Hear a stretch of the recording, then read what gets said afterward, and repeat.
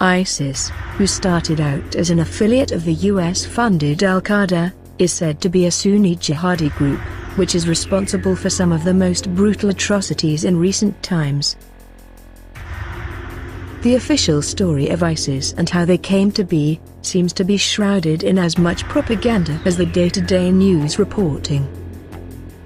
Mainstream media and WikiLeaks have recently made associations between Saudi Arabia and Qatar, claiming that the Saudi and Qatar duo are responsible for the creation and financing of ISIS. While there is definitely a link between the duo and ISIS funding, there seems to be a lack of reporting on the very strong evidence which ties ISIS directly to international Zionism and the State of Israel. Many countries can be rightfully accused of creating, arming and the financing of ISIS, like Turkey, Saudi Arabia, France, Qatar and the United States, just to name a few. But the biggest ally of ISIS seems to be getting away without any speculation from the mainstream media. I am of course talking about Israel. There is a strange relationship between Israel and ISIS occurring next to the Israeli border. The Yarmouk Valley is wedged between Syria and the Israeli-occupied territories of the Golan Heights. The valley consists of a few small towns, the majority of which are now controlled by ISIS. Israel, who claims to be attacking ISIS, is doing nothing about the fact that ISIS is operating on Israeli-controlled and occupied territory. What are Israel doing about it? Absolutely nothing to stop them. ISIS doesn't attack Israel right next door. Instead, it is claimed that they travel thousands of miles as far as Europe and even the United States to carry out terrorist attacks. Israel has authorized airstrikes in Syria multiple times.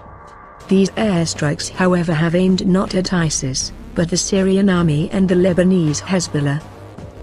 Israel is fighting against the enemies of ISIS. ISIS is also threatening to attack Palestine of all places, claiming that Hamas is unworthy of the land. Islamic State militants are even killing off Kurdish freedom fighters within the Kurdish territory. ISIS is practically murdering all Christians and the Muslims who stand in the way of the greater state of Israel. Every single year that the Zionist regime of the US and Israel have been involved with the fight against ISIS, ISIS have grown stronger.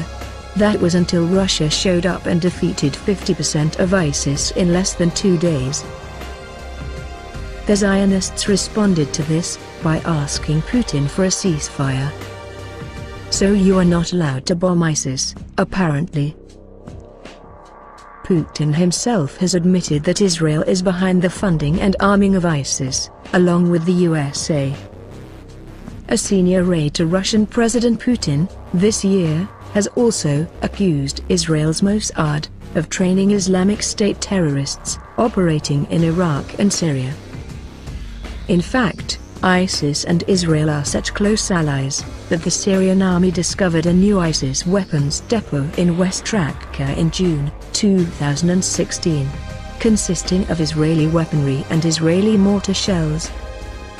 Countless times has Israel and the USA been busted arming and training the Islamic State militants. Yet, none of these facts seem to be worth a mention in the mainstream media, besides a few articles. Back in 2014, a report submitted to the United Nations Security Council by UN observers in the Golan Heights, over a period of 18 months, observed Israeli Defense Force in regular contact with members of ISIS. Israeli officials at the time initially denied this, and then later conceded that Israel had only interacted with members of ISIS for humanitarian reasons. Of course, this was later debunked by the UN, who actually had evidence of IDF and ISIS collaboration. The UN observed numerous wounded militants being transferred by armed members of the opposition, from the Bravo side, across the ceasefire line to the IDF. The UN also observed ISIS receiving numerous amounts of cargo by Israeli Defense Force soldiers. when it was revealed that Israel and ISIS were using a UN-restricted zone, the Golan Heights, to collaborate for more than humanitarian reasons, absolutely nothing happened. Nobody seemed to care. The Israelis are the masters of disproportionate responses, and a lot of other unfortunate things. They're of course pursuing the Oded Yinon plan for dismembering their neighboring countries.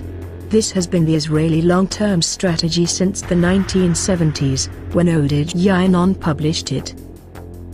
So, it's not surprising that the Prime Minister of Israel would visit ISIS fighters in hospitals where they're being treated in Israel.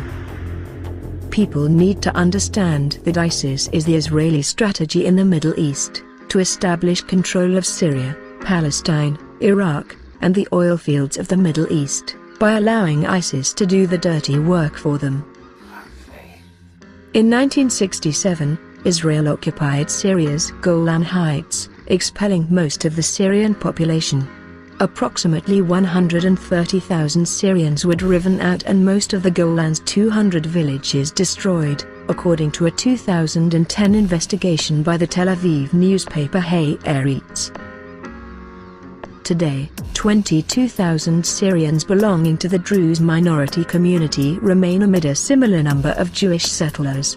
The settlers are spread out across 30 settlements, all of which are illegal under international law. Israel is moving forward with plans to drill for oil in the occupied Golan Heights, despite warnings that the move violates international law. In September 2015, AFEC announced it had discovered its first oil reservoir at one of the sites where it had been drilling. Last month, the company was granted the go-ahead to conduct more drilling in the Golan by the Israeli authorities.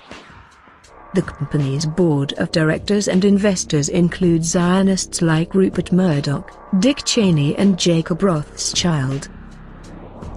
There's no contradiction between Israel and ISIS. While Israel fights enemies of ISIS, ISIS fights enemies of Israel. Syrian President Assad recently stated that all the terrorist groups which operate in his country are supported by Israel.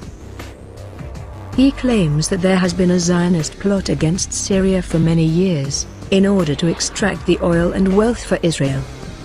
This is where Islamic State comes into the picture, he believes. And this is why Israel and ISIS are allies.